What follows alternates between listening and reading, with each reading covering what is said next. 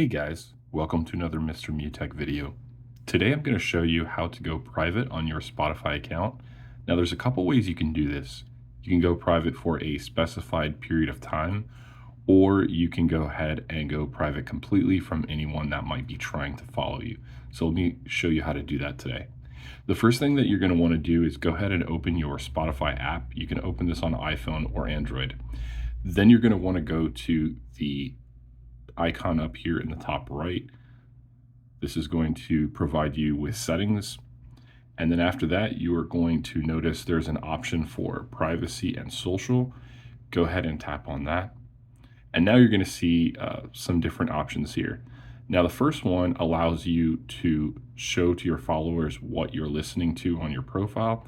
Now, if you want to just completely turn that off and not allow any followers to see what you're doing, you can do that.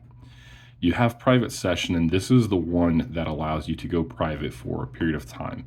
Now, it tells you that after you turn this on, you are private for 6 hours. So you could listen to anything you want for 6 hours, and that's not going to be shared.